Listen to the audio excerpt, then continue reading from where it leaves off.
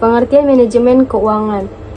Manajemen keuangan adalah kegiatan merencanakan, mengatur, mengarahkan, dan mengendalikan kegiatan usaha seperti pengadaan dan pemanfaatan dana perusahaan.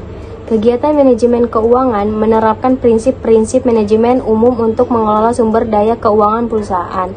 Pengertian lain dari manajemen keuangan adalah perencanaan strategis, pengorganisasian, pengarahan, dan pengendalian usaha keuangan dalam organisasi atau lembaga. Manajemen keuangan memainkan peran penting dalam manajemen fiskal yang mencakup penerapan prinsip manajemen aset keuangan dalam organisasi. Pentingnya manajemen keuangan dalam bisnis. Manajemen keuangan termasuk salah satu pilar dari suatu bisnis. Tanpa manajemen keuangan yang dikelola dengan tepat, pemasukan dan pengeluaran bisnis Anda akan sulit dikontrol, yang dapat berujung pada kerugian. Melalui manajemen keuangan, Anda dapat memantau seberapa banyak penghasilan dan biaya operasional bisnis sebagai dasar untuk membuat keputusan keuangan jangka pendek dan jangka panjang dengan lebih bijaksana. Itulah mengapa manajemen keuangan sangat diperlukan untuk mengelola anggaran bisnis dengan benar. Dalam skala usaha yang besar, perusahaan membutuhkan seorang manajer keuangan yang ahli untuk mengelola perolehan dana, aktivitas, penggunaan dana, dan pengelolaan aktiva. Penerapan manajemen keuangan dapat membantu Anda mencegah membengkaknya pengeluaran, mencapai tujuan keuangan, meminimalisir resiko keuangan, mobilisasi keuangan, keberlangsungan hidup perusahaan, serta membantu pengambilan keputusan keuangan. Tugas manajemen keuangan. Tujuan manajemen keuangan adalah memberi arahan ke perusahaan atau organisasi untuk memaksimalkan sumber daya dan secara efisien untuk mencapai tujuan. Berikut ini beberapa tujuan yang harus dicapai saat melakukan manajemen keuangan, yaitu memaksimalkan keuangan dengan cara menekankan biaya agar tujuan perusahaan dapat dicapai secara efektif dan efisien. Pengelola manajemen keuangan yang benar dapat memaksimalkan keuntungan dalam jangka panjang. Yang kedua, memastikan ketersediaan modal. Tugasnya untuk menjamin ketersediaan dana untuk operasional sehingga perusahaan bisa mencapai tujuannya. Selain itu juga bertujuan untuk membentuk struktur modal dengan tepat melalui pengelolaan sumber dana internal atau pinjaman secara efektif dan efisien. Yang ketiga, merencanakan, kontrol, dan mengawasi.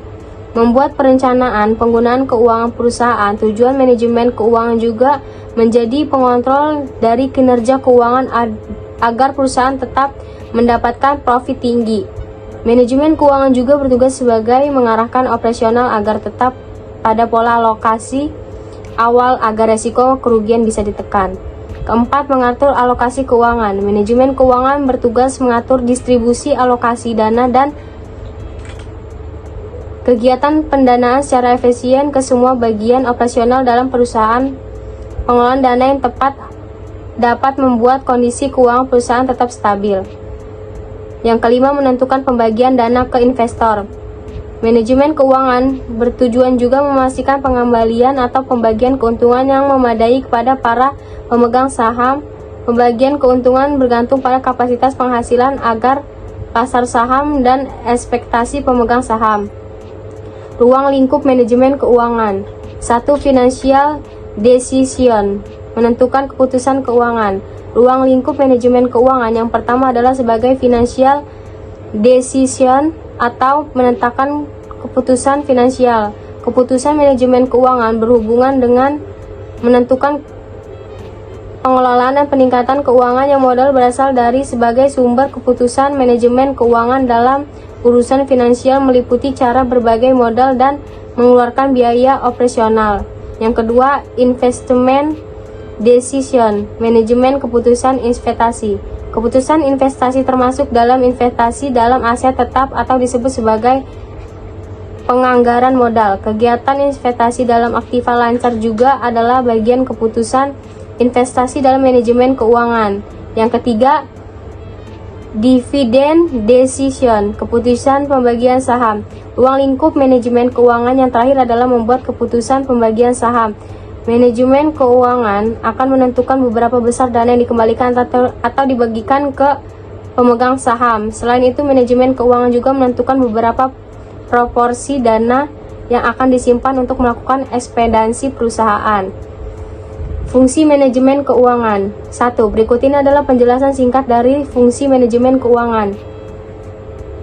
Perencanaan keuangan membuat rencana pemasukan dan pengeluaran serta kegiatan-kegiatan lainnya untuk periode tertentu.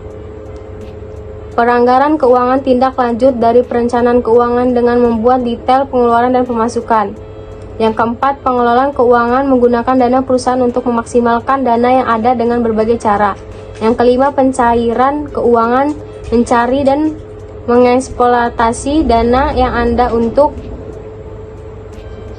operasional kegiatan perusahaan. Yang keenam, penyimpanan keuangan mengumpulkan dana perusahaan serta menyimpan dan mengamankan dana tersebut. Ketujuh, pengendalian keuangan melakukan evaluasi serta perbaikan atas keuangan dan sistem keuangan pada perusahaan. Yang kedelapan, pemeriksaan keuangan melakukan audit internal atas keuangan perusahaan yang ada agar tidak terjadi penyimpangan. Kesembilan, pelapor keuangan menyediakan informasi tentang kondisi keuangan perusahaan sekaligus sebagai bahan evaluasi.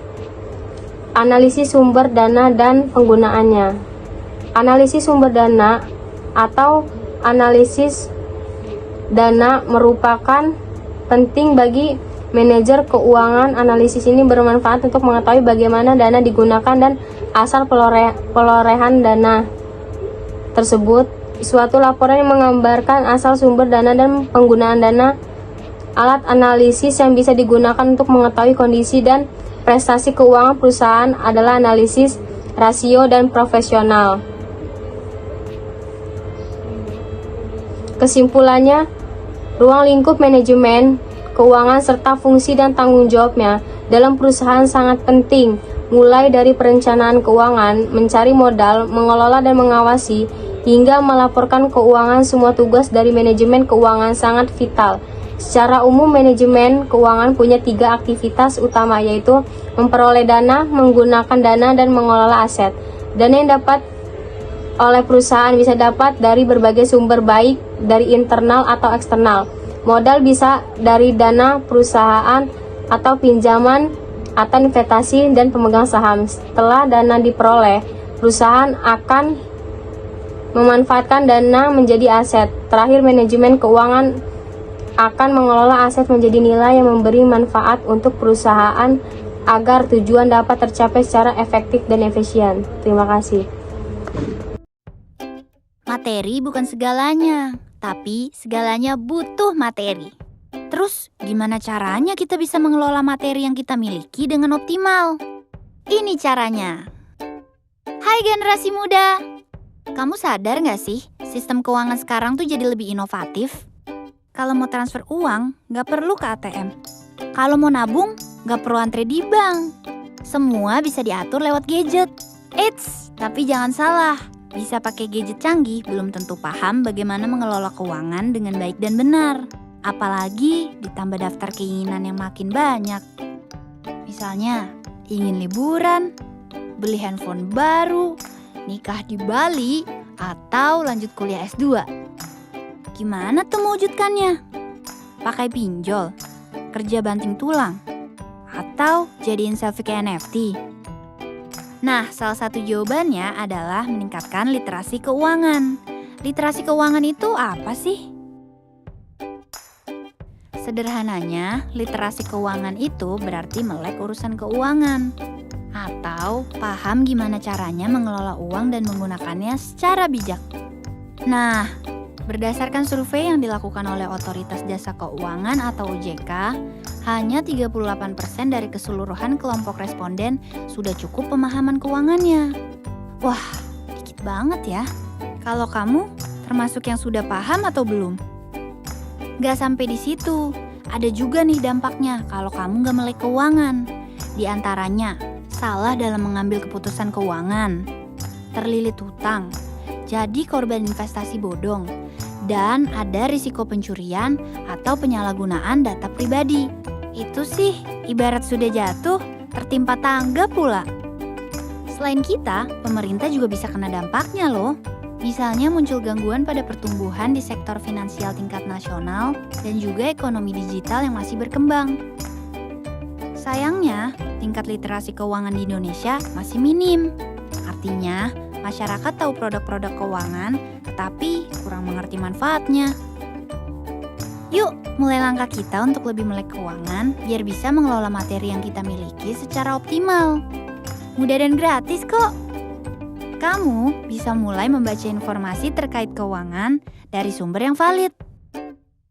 Nah, supaya belajar tentang keuangan lebih seru, Chips bersama GIZ melalui proyek Protect punya cara yang inovatif tapi nggak kalah efektif, yaitu bermain game monetary. Selanjutnya, kamu juga bisa mendorong OJK dan lembaga jasa keuangan untuk melakukan evaluasi yang mendalam terhadap program-program yang sudah dilaksanakan. Kalau kamu mau baca lebih lanjut tentang kondisi literasi keuangan Indonesia, unduh makalah kebijakan kami di sini.